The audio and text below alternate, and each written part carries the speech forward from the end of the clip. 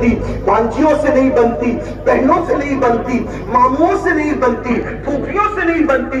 एक हदीस और सुन लीजिए, जब सैयदना अबू हुरैरा रज़ी अल्लाह तआला अन्हु मुल्क शाम तशरीफ ले गए तो लोगों ने कहा सहाबी रसूल आए हैं, हजरत आप हमारे लिए दुआ कर दें। हजरत अबू हुरैरा फरमाते हैं मैं दुआ ना करूंगा इस मजमे में उस वक्त तक जब तक के मजमे से वो लोग न निकल जाएं जो लोग रिश्तों को काटते हैं, रिश्तेदारी में बातचीत बंद करते हैं, इसलिए कि जब वो मौजूद रहेंगे रिश्ते काटने वाले, मेरी दुआ भी कबूल नहीं होगी, इसलिए पहले उनको बाहर निकालो। कैसा वो दौर था, हजारों के मजमे में सिर्फ एक बंदा था जिसने अपनी फुप्पी से बात बंद कर रखी थी। वो उठा, उठने के बाद गया, फुप्पी अम्मी मुझे माफ कर दे। फुप्पी ने कहा क्यों माफी मांगने आया है? कहा अबू हुरैरा के मजमे से भगा दिया गया हो। उन्होंने फरमाया जब तक रिश्ते को काटने वाले मजमे में रहेंगे दुआ कबूल नहीं होगी, मुझे मजमे से निकाल दिया गया। अब मैं सहाबी की दुआ की बरकत हासिल करने के लिए तुमसे सुलह करने के लिए आया हूँ। अगर मैं तुमसे सुलह नहीं करूंगा सहाबी रसूल की महफिल में बैठने का मुझे शरफ नहीं मिलेगा। आपसे पूछना चाहता हूँ, बताओ छोटी छोटी बातों पर किस किस से बातें बंद कर रखी है? अल्लाह अकबर। इसलिए अल्लाह उनसे जंग का ऐलान करता है जो लोग अल्लाह के वली से दुश्मनी करते। नंबर 2, दूसरा कम नसीब जिससे अल्लाह जंग का ऐलान करता है, सूद खाने वाला। ब्याज, कुरान में अल्लाह ने ऐलान किया, अल्लाह रसूल का उनके साथ जंग का ऐलान है जो सूद के धंधे करते। आज मुस्लिम माशरे में देखें, इजी मनी के चक्कर में और शॉर्टकट में, शॉर्ट टाइम में मालदार बनने की हवस बहुत सारे लोगों को सूद के दरवाजे पे ले जा रही है, ब्याज के दरवाजे पे ले जा रही है। यकीन जानिए इस मजमे में ऐसे लोग नहीं होंगे, लेकिन दूर तक आवाज कहीं ना कहीं तो जाती है। लोग धंधे करते हैं, 5 लाख ले लो 10,000 मंथली देते रहो, 10 लाख ले लो 20,000 मंथली देते रहो। और मुफ्तियाने किराम से पूछो, आपके शहर में तो माशाल्लाह बेहतरीन बासलाहियत मुफ्तियाने किराम मौजूद है, आखिर वो कौन सा धंधा है कालपी शरीफ के अंदर कि 5 लाख देने पर हर महीना 10,000 ही कमाए जाते हैं? 10,100 भी तो कमाए जा सकते हैं, 9,999 भी तो कमाए जा सकते हैं। फिर ये फिक्स करना, इन उलमा से पूछो क्या। और ये भी याद रखो, जिसने सूद का एक लुकमा खाया गोया उसने अपनी मां के साथ 36 मरतबा ज़िना। हदीस पाक है, सूद के 70 जुज़्व 70 हिस्से हैं, उसमें से सबसे हल्का हिस्सा यह है कि कोई अपनी मां के साथ ज़िना करे। एक हदीस पाक यह है कि सूद खाना और काबतुल्लाह में जाकर ज़िना करना ये दोनों बराबर बराबर। सूअर खाना भी हराम, खिंजीर का सूअर का गोश्त खाना भी हराम और सूद खाना भी हराम, दोनों हराम है। लेकिन सूअर खाने से ज्यादा बुरा सूद खाना है, इसलिए कि सूअर हराम जरूर है मगर सूअर खाने वाले के साथ इस तरह जंग का ऐलान नहीं है जिस तरह सूद खाने वाले के साथ अल्लाह ने जंग का ऐलान फरमाया। लोग आज सूद को बुरा नहीं जानते, छुप छुपा करके सूद के धंधे करते हैं। अल्लाह के रसूल सल्लल्लाहु अलैहि वसल्लम फरमाते हैं सूद लेने वाला भी लानती, सूद देने वाला भी लानती। जितना बड़ा मुजरिम सूद लेने वाला उतना ही बड़ा मुजरिम सूद देने वाला भी है।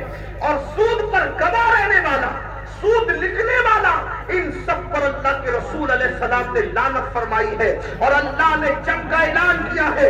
आज देख लो मुस्लिम माशरे में सूद बढ़ता जा रहा है, हराम बढ़ता जा रहा है। अल्लाह अकबर। हालात ये है, बहुत सारे लोग जो हर साल हज भी करते हैं, उम्रा भी करते हैं और फिर नेक भी बने हैं, मुखज्जराने कौम मिल्लत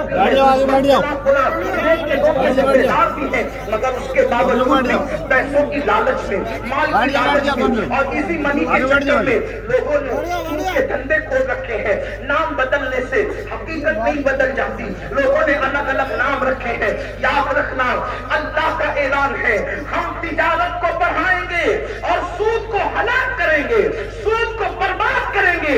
याद रखिए مسلمانوں، علامہ ابن حجر مکی رحمت اللہ تعالی علیہ ارشاد فرماتے ہیں سود کھانے والوں کی قبروں پر میں نے شب قدر میں بھی عذاب ہوتے دیکھا۔ کشف کے ذریعے سے سود کھانے والوں پر میں نے شب قدر، رمضان المبارک کی رات، شب قدر مبارک رات جو 1000 مہینوں سے افضل ہے۔ ابن حجر اپنی کتاب الزواجر میں لکھتے ہیں میرا بچپنا تھا، میں میرے ابا کی قبر پر جاتا تھا، تلاوت کرتا تھا، دعائیں کرتا۔ فرماتے شب قدر کی صبح میں اپنے والد کے مزار کے قریب بیٹھ کر قرآن کی تلاوت کر رہا تھا۔ دوران تلاوت میں نے قبر سے چیخنے چلانے کی آواز، کب؟ شب قدر کی مقدس صبح میں نے ایک قبر سے چیخنے چلانے کی آواز بلند ہو رہی تھی۔ میں قریب گیا، ننھا تھا، شعور کی طرف بڑھ چکا تھا لیکن ابھی مکمل جوان نہیں ہوا تھا۔ میں نے جب عذاب ہوتے ہوئے قبر میں سنا تو میں تڑپ گیا، بے چین ہو گیا، بے قرار ہو گیا۔ ایسے عالم میں جب صبح مکمل ہوئی، دن چڑھ گیا، ایک صاحب وہاں آئے تو میں نے پوچھا یہ فلاں کی ہی قبر ہے نا جسے ہم جانتے؟ کہا ہاں وہ فلاں بڑے نیک آدمی تھے، ان کی قبر ہے۔ اچھا، جس کو میں بھی نیک جانتا ہوں وہ بھی نیک جانتے ہیں؟ تو فرماتے ہیں مجھے تجسس ہوا کہ اللہ کسی پہ ظلم تو نہیں کرتا، میرا اللہ کسی پہ ظلم نہیں کرتا۔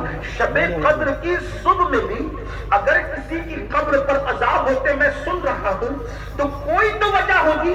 میں ان کی بیوی کے پاس گیا اور جانے کے بعد میں نے کہا چچی وہ تمہارے شوہر کو ساری دنیا جانتی ہے، میں بھی جانتا ہوں، وہ نیک ہی تھے نا؟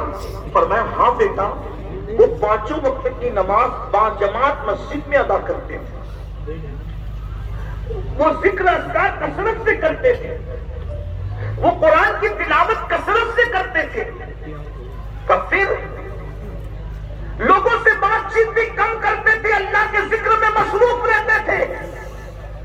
کہا جب اتنی عبادت کرتے، اتنی ریاضت کرتے، اتنی نیکیاں کرتے تو کوئی تو ان کا عیب رہا ہوگا۔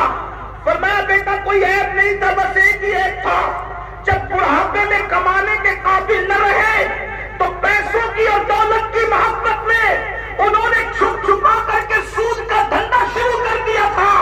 یہ اسی کی نحوست ہے کہ شب قدر کی صبح میں بھی تم نے ان کی قبر پر عذاب ہوتے ہوئے دیکھا۔ اللہ کے بندو سوچو، غور کرو، یہ کتنا بدترین جرم ہے۔ دوسرا کم نصیب وہ ہے جس سے اللہ نے جنگ کا اعلان کیا، وہ سود خور ہے، سود کا دھندا کرنے والا ہے۔ کہیں ہم بھی تو ان میں سے نہیں؟ اگر ایسا ہے تو جلدی سے توبہ کر لینا، فوری طور پر معاملات ختم کر لینا، ورنہ یاد رکھنا اللہ نے نصیب میں لکھ دیا ہے۔ اللہ اکبر، تقدیر سے زیادہ اور وقت سے پہلے نہ کسی کو ملا ہے نہ ہمیں مل سکتا ہے۔ اس لیے حلال پر توجہ کرو کہ حرام کما کر جو بچوں کو کھلا رہے ہو، حرام کما کر بچوں کو کھلاؤ گے تو بچے بھی وفادار نہ بنیں گے، بیوی بھی وفادار نہ بنے گی۔ آج جو ہمارے بچے اللہ اکبر جوانی کی دہلیز پر پہنچ کر ماں باپ کے ساتھ بغاوت کرتے ہیں، ان میں بہت ساری وجوہات میں سے ایک وجہ یہ بھی ہے کہ ہم نے اپنی اولاد کو حلال نہیں کھلایا۔ ہم نے نرم گدوں کے چکر میں، شان و شوکت کی زندگی کے چکر میں، قیمتی موبائل کے چکر میں، قیمتی کاروں کے چکر میں، اچھے مکانات کے چکر میں ہم حرام کی طرف بڑھ گئے۔ یاد رکھنا یہ چند دن کی زندگی ہے۔ میرے امام کہتے ہیں اللہ اکبر، اترتے چاند ڈھلتی چاندنی جو ہو سکے کر لے، اترتے چاند ڈھلتی چاندنی جو ہو سکے کر لے، اندھیرا پاک آتا ہے یہ 2 دن کی اجالی ہے، اندھیرا گھر اکیلی جان دم گھٹتا دل اکتاتا، خدا کو یاد کر پیارے وہ ساعت آنے والی ہے، بہت دن دنیا کا عیش نہیں رہے گا، بہت دن دنیا کا آرام نہیں رہے گا، ایک دن دنیا سے چلے جانا ہے۔ موت کی تلواریں ہمارے سروں پر لٹک رہی ہے، ایک دن روح کا رشتہ جسم سے ٹوٹ جائے گا۔ پوچھو ان علماء سے، اللہ کے رسول علیہ السلام فرماتے ہیں سب سے پہلے انسان کا ساتھ چھوڑنے والا دنیا میں اگر کوئی ہے تو وہ اس کا مال ہے۔ مال جیسے انسان مرتا ہے مال وارثوں کا ہو جاتا ہے، مال دوسروں کا ہو جاتا ہے، اس لیے مال کے چکر میں خدا کو ناراض نہ کرو، حرام نہ کماؤ۔ ارے لوگ قبروں میں حلال نہیں لے کے جا سکتے، حرام کیا لے کے جا سکتے ہیں؟ قرآن قرآن کہتا ہے لا تنس نصیبک من الدنیا، دنیا سے اپنے نصیب کا مت بھولو۔ میری مائیں اور بہنیں بھی یہاں موجود ہے۔